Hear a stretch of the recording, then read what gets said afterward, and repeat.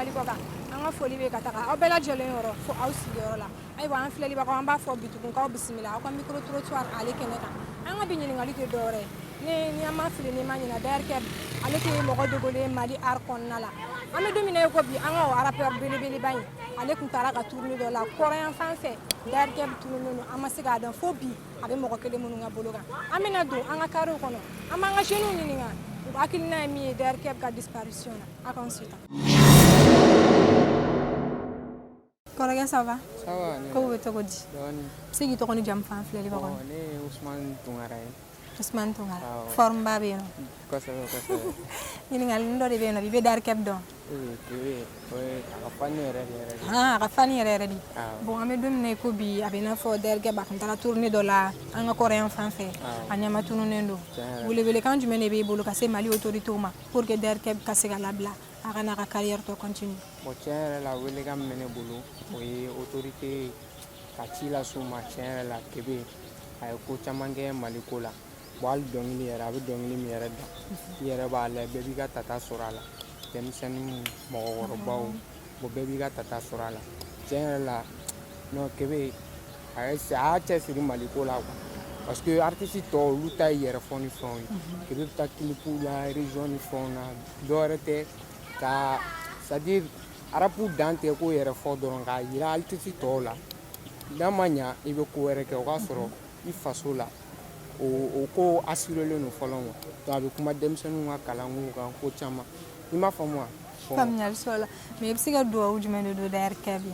Bon tiɲɛ yɛrɛ la ne bɛ dugawu min k'a ye tiɲɛ yɛrɛ la Ala ka ɲuman bɔ nin ko la bon n'a nana nin fɛnɛ kɔfɛ hali bi Ala ka dɔ fara ka sanga kan tiɲɛ yɛrɛ la. I bɛ se ka DRK ka dɔnkili kunkurunin dɔ da ne yɛrɛ n'an filɛlibagaw ye? Tiɲɛ yɛrɛ la a ka dɔnkili min yɛrɛ ne touché o ye Mariama de. Ala i n'a fɔ ne yɛrɛ à chaque fois ni ne sɛgɛnna mais ne bɛ kasi. Walayi. An ka taa. Je n'ai jamais été foudroyé avant ça, tes yeux, ton corps étaient ma lumière. Jeune fille de Bamako, pleine de valeur, de tes marraines, était ma meilleure astuce. Elle m'ayant 1 plus 1 égale à 2. Mais elle et moi, on était un. Kogo veganina, comme le dos. Aukana jigina, never live in my life. Mais elle était ma wife. Notre amour était high. Maman nous caché comme sky. Non, regarde, on a mis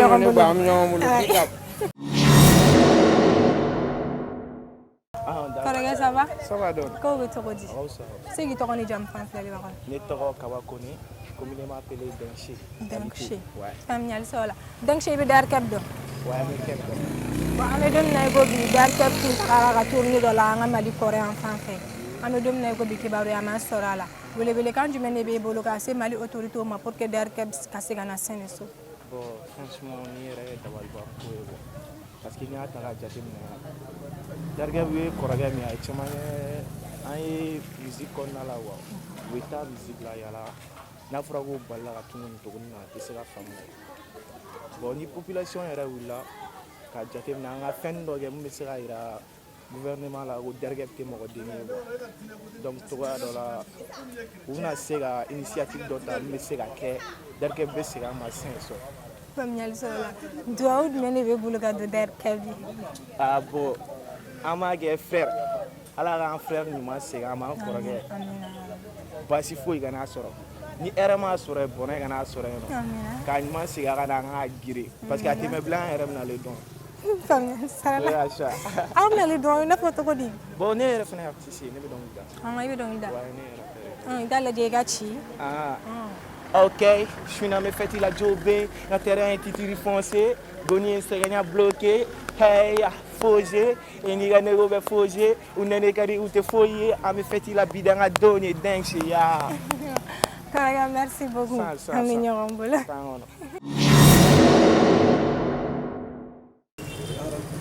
Kɔrɔkɛ ça va? Ça va. Ko bɛ cogo di? Se k'i tɔgɔ ni jamu f'an filɛlibagaw ye. Ne tɔgɔ Alassane Soumou. Alassane Soumou ka bɔ Bajala 1 na. Voilà kɔrɔkɛ i bɛ DRK dɔn? Ouais, n bɛ DRK dɔn. I b'a dɔn kosɛbɛ kosɛbɛ. An bɛ don min na i ko bi DRK tun taara ka tournée dɔ la an ka Mali kɔrɔn fɛ. An bɛ don min na i ko bi a kibaruya ma dɔn. a bɛ mɔgɔ jumɛnw de bolo o ma dɔn welewelekan jumɛn de b'i bolo k'a lase Mali autorités ma pour que DERCEP ka se ka na an cɛ la welewelekan bɛ ne bolo o ti dɔwɛrɛ ye u ka recherche kɛ hali parce que DERCEP bɛ artiste ba de a man ka tunu nin cogoya in na a b'an laɲɛnajɛ an jeunes a bɛ conseil di o n'a ɲɔgɔnna caman donc u ka fɛɛrɛ kɛ a ka ye quoi o de kɔni ne ka hakilina ye faamuyali sɔrɔ la mais duwawu jumɛn de b'i bolo ka don DERCEP yɛrɛ an bɛ duwawu k'a ye ala ka ɲuman segin ka na Amina. ka se ka sɔn ɲuman caman bɔ an ka se ka sɔn duman lamɛn ni ala sɔnna ma i bɛ DERCEP ka sɔn dɔ dɔn bon n'a ka sɔn dɔw dɔn i bɛ se ka dɔɔni d'an ye dɔnkilida ninnu tɛ ka ko ye ten olu t'i ka ko ye Voilà. ok merci beaucoup an bɛ ɲɔgɔn bolo ala ma kɛ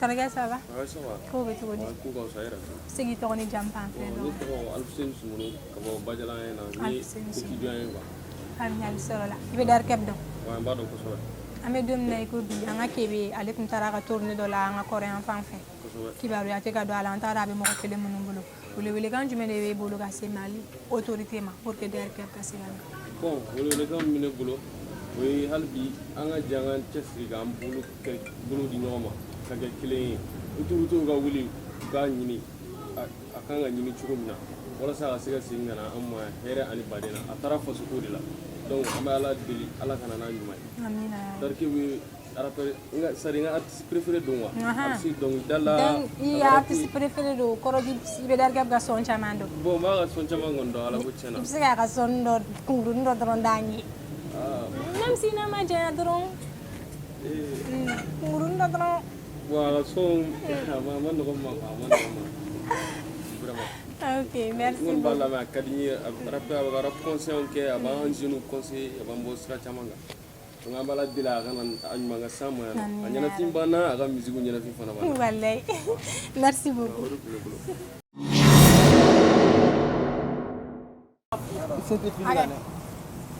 kɔrɔkɛ ça va Oui, ça va, alhamdoulilah. kow bɛ cogo di Basi tɛ. se k'i tɔgɔ ni jamu pan filɛli bagaw ye Traoré Amidou à l'état civil. Traoré Amidou i bɛ DERCEP dɔn Bon, DERCEP, donc. Bon, pas en personne, mais m'a donc à travers ses morceaux.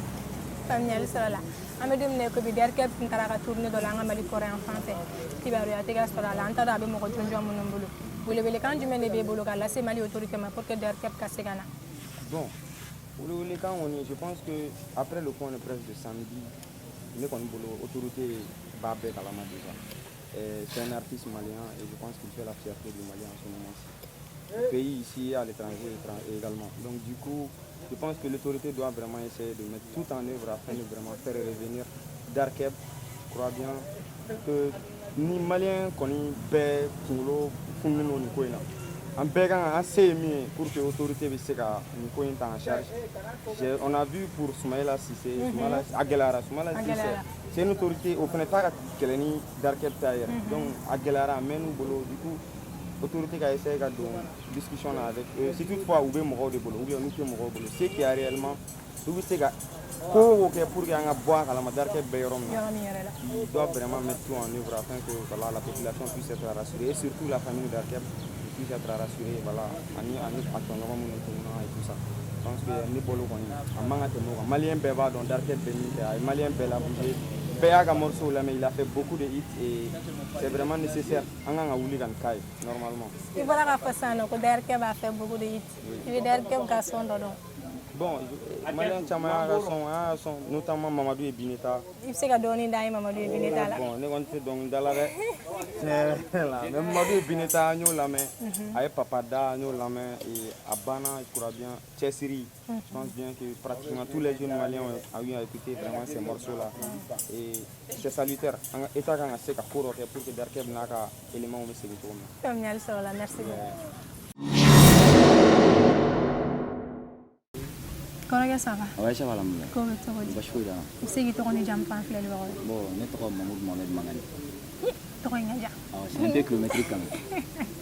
faamuyali sɔrɔ la i bɛ DERCEP dɔn DERCEP m'a dɔn kosɛbɛ. ayiwa derkɛb kun taara ka tourner dɔ la an bɛ don min na i ko bi an ma kibaruya jɔnjɔn sɔrɔ a bɛ mɔgɔ jumɛnw de bolo welewelekan jumɛn de bɛ bolo ka se Mali autorité ma pour que derkɛb ka se ka segin ka na Ok, welewelekan min bɛ d'abord n b'aw fo aw ka wulikajɔ la derkɛb Mali kɔnɔ bi c'est quelqu'un il incarne la jeunesse malienne bon n'a fɔra k'o bɛ degun na bi a ka kan an se ye min ye kumakan na ani dɛmɛ la ka se a parents fana ma bon ne bɛ welewelekan min na se gouvernement Mali bɛ état min na bi a ma nɔgɔn bɛɛ b'a kalama jamana in bɛ dingɛ dɔ de kɔnɔna na n bɛ se k'a fɔ o dingɛ dɔ de taara ni derkɛb ye bi in na vu l'insécurité bɛ gɛlɛya caman caman bɛ yen mais an bɛ min fɔ autorité ye surtout armée an kɔni an dalen don Mali armée la u ka wulikajɔ sabati cogo bɛɛ la pour que vraiment nin ko in bɛ se ka ɲɛnabɔ surtout ko in yɛrɛ kɛra zone min kɔnɔ n'i y'a ta k'a lajɛ zone niveau la a bɛ terroristes de bolo quoi donc de ce fait an bɛ minnu ministère des affaires étrangères minnu bɛ diplomatie mɔgɔ ninnu donc u b'a lajɛ ka wulikajɔ sabati vraiment derkɛb bɛ se ka sɔrɔ cogo min na c'est vrai nous avons bien sûr des accords avec ces rebelles là minnu bɛ yen parce que ne b'a bila o minɛnw de kɔnɔna na olu de bɛ yɔrɔ in na ka caya kosɛbɛ donc u ka wulikajɔ sabati faamaw k'a lajɛ et puis ka tila ka welewelekan lase artistes ma a ye ɲɔgɔn minɛ o de ka ɲi aw de bɛ fa la aw de bɛ ba la c'est vrai on a vu une conférence de presse c'est très bien hali u ka timinandiya hali bi u k'u cɛsiri dɔ ka fara wulikajɔ kan hali ni marche de bɛ se ka organiser a ko la pour que ko bɛ se ka ɲɛ cogo min na derkɛb dɔrɔn tɛ dɛ u bɛ nin kɛ mɔgɔ caman baara la mais ko olu ye artistes ye olu kumakan mɛnnen don kosɛbɛ sinon u bɛ nin kɛ hali civils caman na donc marche ka k'a ko la fɛn caman ka kɛ pour que bɛ se ka bila ne bɛ se k'o welewelekan de di Mali gouvernement ma ani peuple malien ma quoi. Voilà. I bɛ derkɛb ka morceau dɔ dɔn. Bon derkɛb bon ne b'a ka morceau ninnu caman lamɛn dɛ. I bɛ se ka dɔɔni d'an ye derkɛb ka morceau dɔ. Bon en tout cas a ka kalanko kɔni o titiri ka di n parce que a bɛ kuma kalanw kan gɛlɛyaw ni fɛnw na. An ka taa n'o ye. Non an ka kɛ ta sa. Ok merci beaucoup. Ça va? Ça va. Ko bɛ cogo di? Wala tɛ cogo la. Se i tɔgɔ ni jamu t'an filɛlikɛlaw fɛ. Ne tɔgɔ Fayira Tarawele. Fayira Tarawele. I bɛ derkɛb dɔn? Oui, je le connais. An bɛ don min na i ko bi derkɛb kun taara ka tourner dɔ la an ka Mali kɔrɔn yan fan fɛ. An bɛ don min na i ko bi a kibaruya ma dɔn an t'a dɔn a bɛ mɔgɔ jɔnjɔn minnu bolo. Welewelekan jumɛn de b'e bolo ka se Mali autorité ma pour que derkɛb ka se ka na? Ah bon. Bon an ka Mali faama ninnu bon n'i y'a jateminɛ tiɲɛna a tununa an yɛrɛ an bɛɛ b'a kibaruya dɔn an y'a réseaux sociaux kan 5 jours a b'olu sanfɛ an ye musokɔrɔbaw ka publication ye mais an bɛ weleweleda min kɔni kɛ tiɲɛna an bɛɛ de kun maliyɛn don an fɛnɛ maliyɛn faamaw fɛnɛ k'a lajɛ k'an dɛmɛ k'a ɲini cogo min na tiɲɛna n'o kɛra o bɛ diya an bɛɛ ye.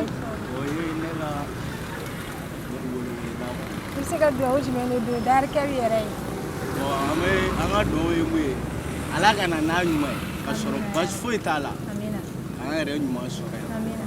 donc an bɛ dugawu min fɛnɛ don o kɔfɛ Ala ka artistes Ala ka u bɛɛ cɛ janya ni ko sugu ninnu ma Amina ya Rabbi. Ala ka dɔɔni a jɛlen don an kan dɛ. I bɛ derkɛb ka morceau dɔ dɔn? Wayi I bɛ se ka dɔɔni d'an ye a ka morceau jumɛn? bon fo n'an y'a kɛ sanu nɛgɛnin o ye feti fan bɛɛ fɛ. Ok an ka taa.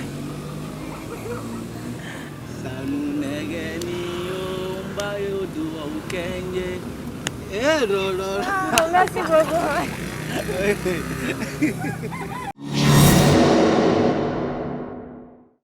Ayiwa an filɛlibagaw aw yɛrɛ bɔra sisan nɔ ka derkɛb faniw ka kuma mɛn an bɛ dugawu de kɛ derkɛb mana kɛ diɲɛ fan o fan a mana kɛ mɔgɔ minnu bolo u k'a to yen nɔ a ka segin ka na hɛrɛ ani baden na ka na anw na ɲɛnajɛ halisa an b'a fɔ aw ɲɛna k'aw k'an mɛn.